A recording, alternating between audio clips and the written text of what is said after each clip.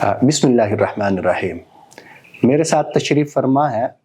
خانوادہ عثمانی کے چشم و چراغ حضرت مولانا مفتی محمد رافع عثمانی صاحب دامت برکاتہم العالیہ۔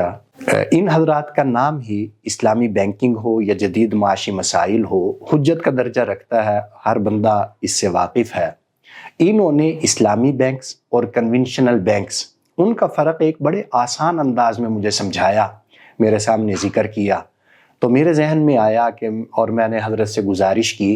کہ آپ یہ بات ہدیہ ناظرین کریں، آپ خود اپنی زبان سے یہ بتائیں کہ اسلامی بینکنگ اور کنونشنل بینکنگ اس میں کیا فرق ہے، کیونکہ بظاہر ہمیں دونوں چیزیں ایک جیسی معلوم ہوتی ہیں۔ تو میں حضرت سے گزارش کروں گا وہ اس کا جواب مرحمت فرمائیں۔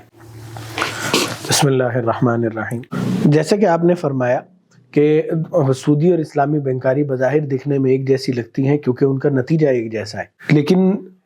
حقیقت یہ ہے کہ ان دونوں میں نتیجہ ایک جیسا ہونے کے باوجود حقیقت کے اعتبار سے، حلال حرام کے اعتبار سے فرق ہے۔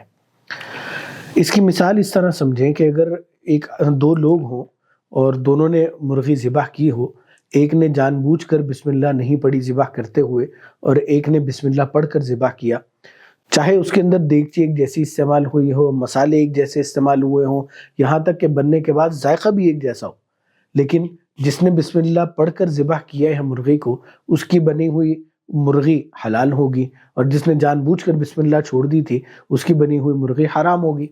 اب کوئی آدمی یہ کہے کہ صرف بسم اللہ کی وجہ سے حلال حرام کا فرق سمجھ میں نہیں آتا، یا حلال حرام کا اعتبار نہیں ہے، دونوں ایک جیسے ہی ہیں کیونکہ ذائقہ ایک جیسا ہے، تو ظاہر ہے کہ یہ بات درست نہیں سمجھی جائے گی اور اس سے اتفاق نہیں کیا جائے گا، بلکہ حلال حرام کا جو فرق ہے، جو اس میں بسم اللہ پڑھنے اور نہ پڑھنے کا ایک پورا فرق آیا ہے، اس کی بنیاد پر ایک کو حلال اور ایک کو حرام کہا جائے گا۔ بالکل اسی طریقے سے جو سودی بینک کے اندر معاملات کیے جاتے ہیں وہ درست نہیں ہیں، اور جو اسلامک بینک میں کیے جاتے ہیں وہ درست ہیں، چاہے نتیجہ ایک جیسا ہی آتا ہو، لیکن حلال حرام کا یہ فرق دونوں جگہ پر معتبر مانا جائے گا اور ملحوظ رکھا جائے گا۔ تو جو سودی بینکنگ کے مطابق طریقہ کار ہوگا وہ درست نہیں ہوگا، اور جو اسلامک بینکنگ کے ساتھ کے زیر نگرانی ہوگا وہ درست ہوگا، کیونکہ ایک طریقہ شریعت کے مطابق ہے اور ایک طریقہ شریعت کے خلاف ہے۔ بالکل ایسے ہی جیسے بسم اللہ پڑھ کر ذبح کرنے والا شریعت کے مطابق ذبح کر رہا ہے اور اس کی مرغی حلال ہوگی، اور جس نے بسم اللہ جان بوجھ کر چھوڑ دی، اس نے شریعت کے خلاف کیا، اس کی مرغی جو ہے نا وہ حلال نہیں ہوگی۔ واللہ اعلم۔